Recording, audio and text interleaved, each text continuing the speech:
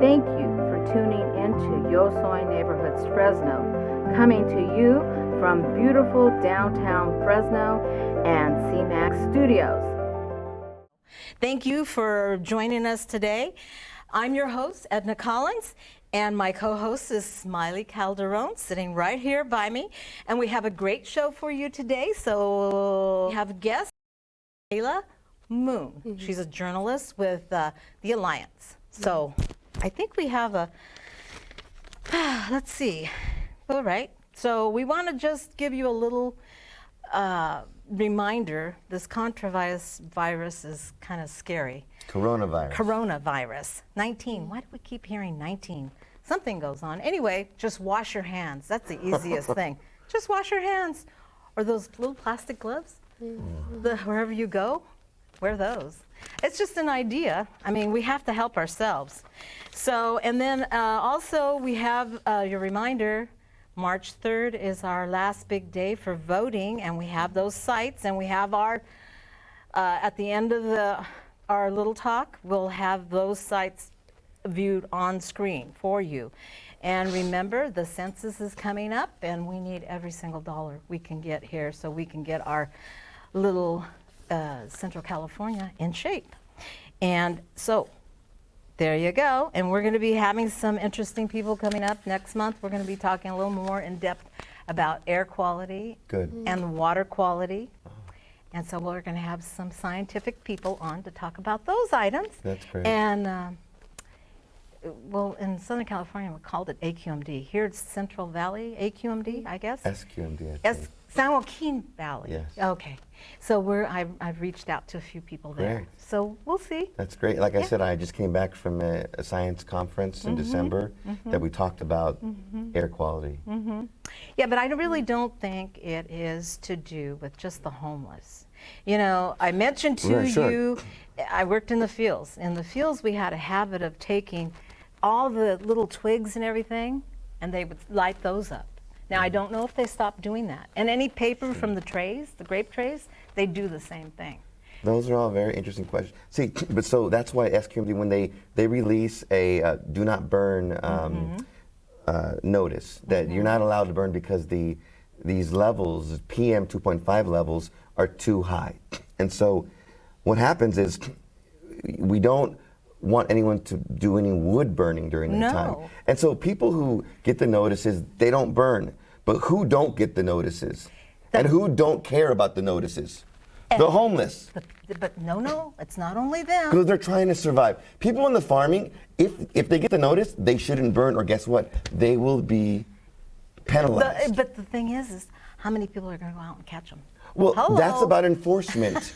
That's about enforcement.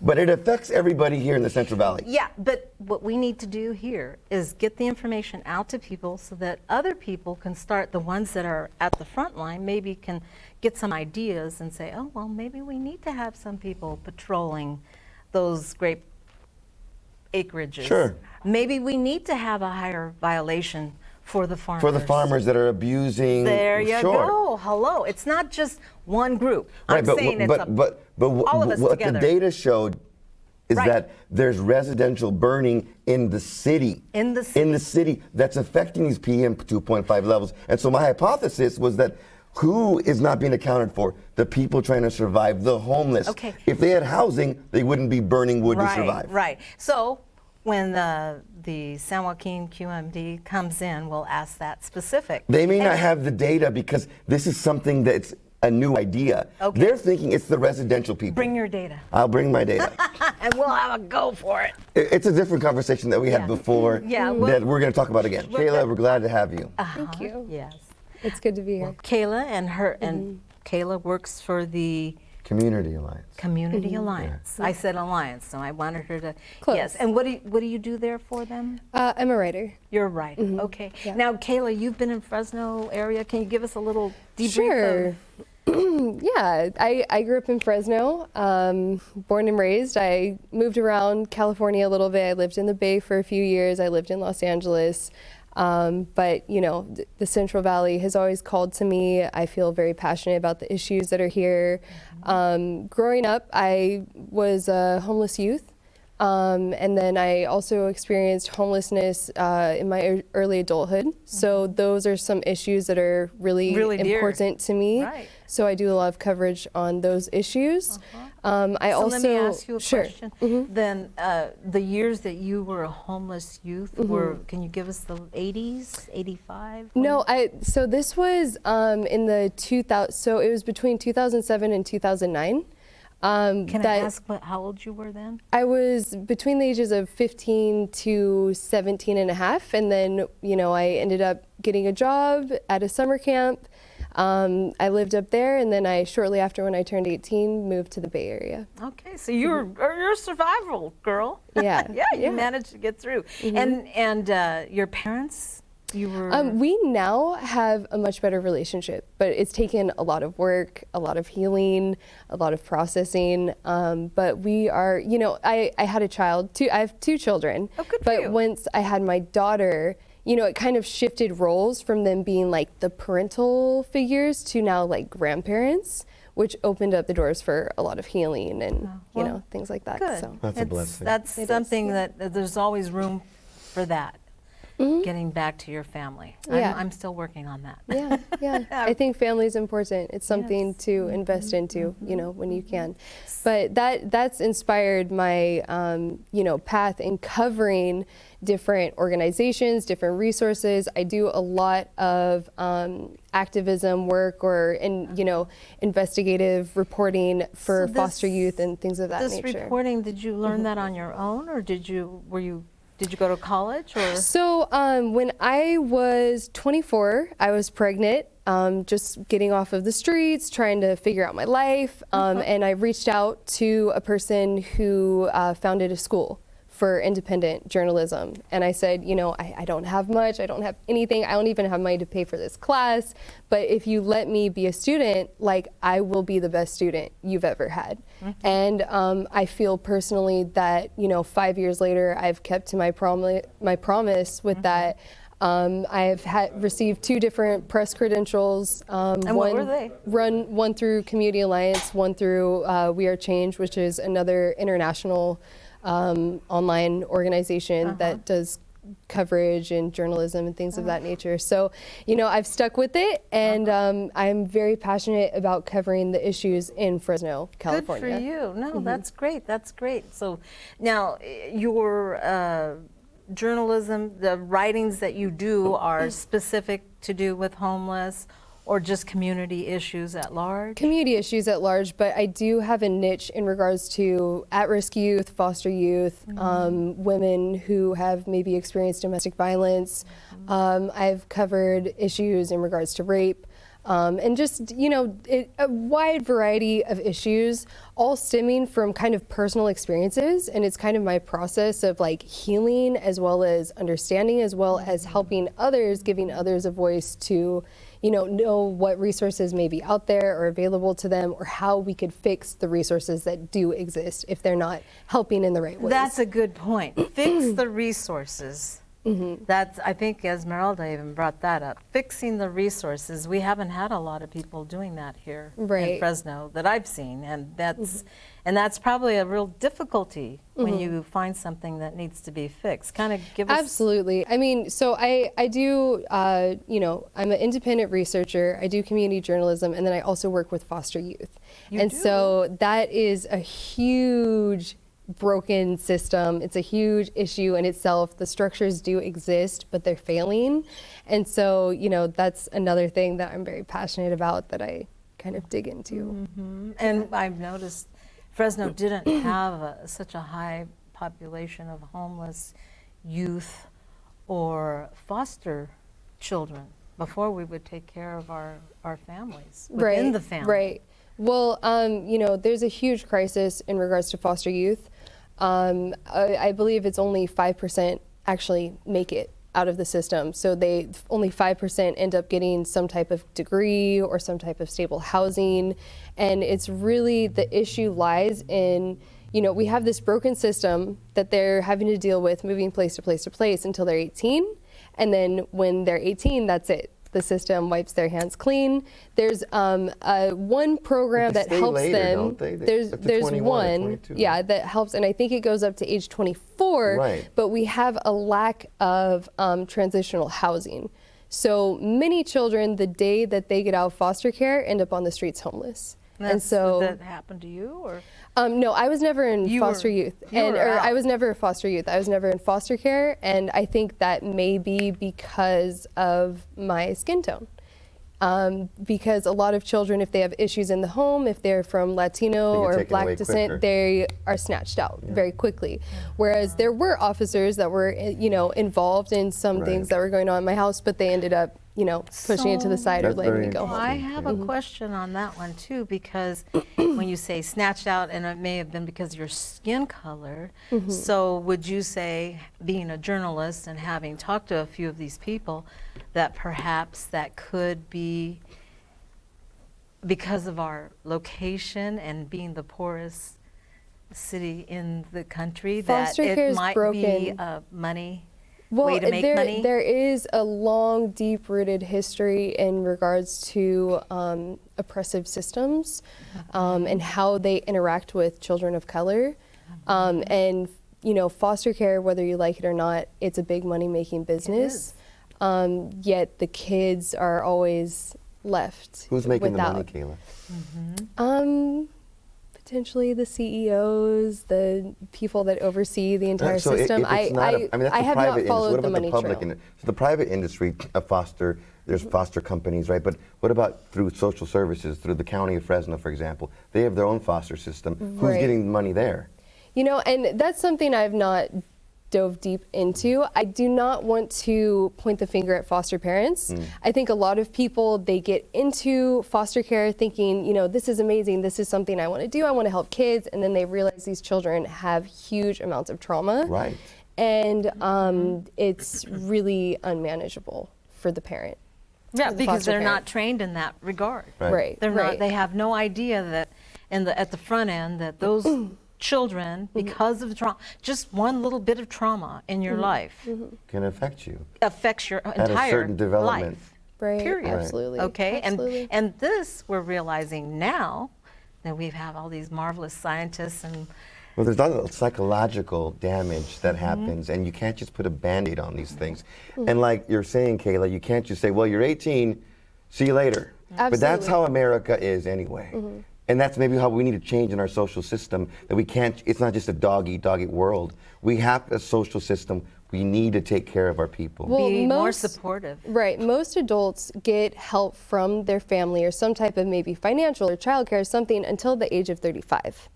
Most adults, maybe even further onto that, Nowadays, into age, right? Where they're either living at home or use, an auntie as childcare or whatever it may be, right? These kids, they just get till they're 18. So I created a program, it's called Independent Living Skills, where I help children in the foster care system prepare for adulthood. That's awesome. And I break it down, and it's been running at a group home for a year. For 1 year? For 1 year, yes. Yeah, where the staff implements it on a daily basis. And it's a lot of heavy truths where I educate them, like, look, here are the risk factors. Like, the risk of you becoming homeless is so high. What are you doing about this? How are you going to prepare for this? Can you give us some examples? Like, what's in this program? So, Monday nights we'll introduce a topic, and, we could say at-risk youth. Let's dive into that. What does that mean? You're told that all the time, right? What does that actually look like? So we go into it, digest it, look at it. And then, Tuesday nights, they'll have a therapeutic exercise. So they learn how to meditate. They learn how to, go within themselves, find self-coping mechanisms. Wednesday night, we review the topic we introduced on Monday. So go a little bit deeper into that. Why are so many youth in the foster care system becoming homeless? Why is this happening? And so they look at that. We talk about that thing. These are all discussions we're having. Thursday night is a journal. Where they go in and they reflect on their week. They write, I give them a journal prompt of some sort, so it kind of is like inspiring or whatever. And then, we really dive into it. Like, what is your life gonna look like after you're 18? So you're actually confronting the emotional side of this. It has to be worked out. Right. The emotional Absolutely. part, and then the psychological, and putting, things together logically, critical thinking. You're Right. giving them critical thinking. I think that's great, Kayla. So you're not just an investigative journalist. No. Journalist. Right, yeah. You're really like a creative, passionate artist. Yeah. Right? That's how you got into writing, right? Yeah, I went to school for community arts because that's my passion. Like, I love bringing artistic ways to help build community. I never finished my degree because I had a child. I actually got it was a $20,000 scholarship to go to California College of the Arts. Awesome. But I wasn't able to complete it due to cost of living and just, life expensive. circumstances. Right. But that was kind of my major, and also political science. And I'm passionate about a lot of different Learning. things. That's beautiful. Right? Well, it took me 12 years to get my 4-year degree, so if you ever want to go back, I'm sure, if Yeah. you wanted to. It's I there graduated someday. at 50. I love after stories like that. 18-year break. I love She has a stories great like story. that. She Yeah. has a great story. I love guess that. we're going to hear that next week. Cool. We're going to interview Edna next week, so tune in. That's so sweet. We're going to it's going to be Women's History Month in March. That's right. Right? Yeah, so with that curriculum that I created, I actually got an opportunity to go onto the California Arts Council to be a panelist in approving grants for $37 million. Oh my This was in gosh. Sacramento. So I was able to Awesome. go and represent the Central Valley in a That's way great. where I met a woman who she was actually handpicked by the governor of California. And I told her in the room, I was just like, this is an amazing experience. This is so moving that we're getting to, gift these organizations to help build them up. But I'm feeling a little heartbroken right now, And she was like, well, why is that? And I'm like, I'm from the Central Valley, and I don't see any grants coming out, applications coming from the Central Valley. And I know that the people of my town and the area that I'm from deserve these resources. And so it's heartbreaking to me Yes. to see that we don't get this, And she And was, what was the grant again? it was an art and youth program. And so this grant, How would if somebody was here, how would they apply? so the Fresno Arts Council is a part of the California Arts Council. So Art Hop, the thing that we Yeah, see every month yeah. that we love and we celebrate, Fresno Arts Council is connected with the California Arts They Council. get money from this?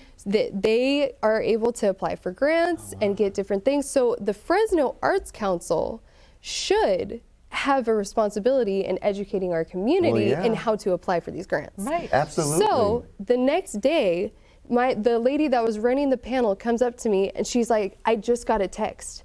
They honored your request. What you said was so moving to them that Oh, they wow. ended up picking the you. woman from the Fresno Arts Council to be on the panel for the entire state of California. Good Thank for you. So Kayla. I can't remember her name, Leela, who's runs the Fresno Arts Council, is right now in Washington D.C. Awesome. Representing us. representing the Central Valley That's of California.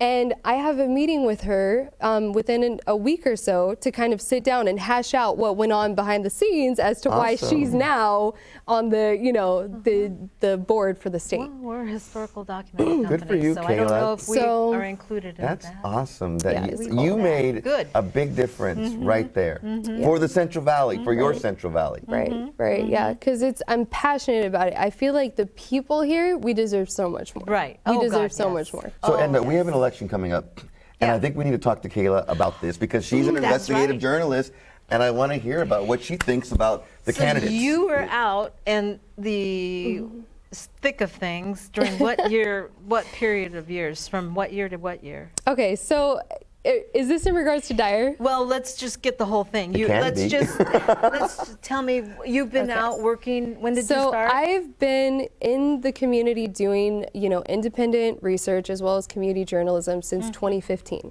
So it's been 5 okay, years. so it's 5 years. Okay. So if we want to, go on the Dyer trail. Well, let's go on the Dyer Trail real short. That's almost gone. Okay, so I'm going to try and break this down for you guys in like 5 minutes. There We you go. can do it, Less yeah. than 5 So minutes. 2015 is the first time I interviewed Dyer. We had a conversation in regards to the Beware program. The Beware program was essentially collecting data on social media and spying on different activists, specifically anyone in the Black Lives Matter movement, because that's when this was like the hype and going on, right? So I sit down, I interview Dyer, we have a conversation. And you know, he was open with me, he spoke with me, and that program ended up getting shut down, thankfully, by God. So many amazing, wonderful community activists that were against it, right? So then we go fast forward a few years till last year. This was the second time I interviewed Dyer. So I go, or, you know, I'm engaging with him, right? So there's a community meeting. It was for community, it was trying to hold police accountable, right, in our community. So Dyer was there, a whole bunch of activists were sitting around this table, and it was a very heated, like, Dyer was bright red, right, the whole time. Like, it was just, like, uncomfortable to be in the room, right? Okay. And so we're going back and forth about safety and this and that, and it was run by Aaron Foster. Okay, so I don't know if you know Aaron Foster. He's represents West Fresno, Faith in the Valley. Is that the Foster that went to the prison? Or no, that's actually his uncle. But Aaron's a really cool guy. He's totally about the community. He's been through a lot. He represents West Fresno for Faith and Community, right? But when you say that you guys were discussing I guess police activity. This was a part of a statewide initiative to get community and police relations on better terms, right? Because it was huge issues going on with community and policing, right? So statewide initiative, Dyer agreed to 6 meetings. This was the 6th one. We're all in the room. It's heated. We're going back and forth. And, you know, it gets to my turn where I ask a question, you know, and I'm like, what is Fresno PD doing in regards to mental health? How do you address mental health within the community? Because up to 80% or maybe even 90% of their phone calls that they get daily are due to mental health crises, right? So it's like, how are you dealing with mental health in the community? And then how are you dealing with it within your own, you know, within the PD force itself? Good question. Because you guys are dealing with the most, right? I had a kind of relationship where I wasn't fully on the police sides. I didn't know where to stand. But when I'm working with foster youth and I'm dealing with clients who are literally trying to kill themselves every half an hour, I'm not going to call their neighbors. I'm not going to call, you know, their parents who don't want nothing to do with them. I'm calling the cops, right? And or an ambulance. And I sit there and I'm looking at Dyer and I'm like, I want to thank you because one of your officers actually helped me catch a child predator who's trying to traffic one of my clients. Officer Omar. I have so much respect for him, and I was like, I want to thank you for that, right? Because there is somewhat of a level of need when it comes to our community and its safety and the people within it, and who's responsible for that, right? I'm sorry, I know we're running out of time here. Okay. Yeah.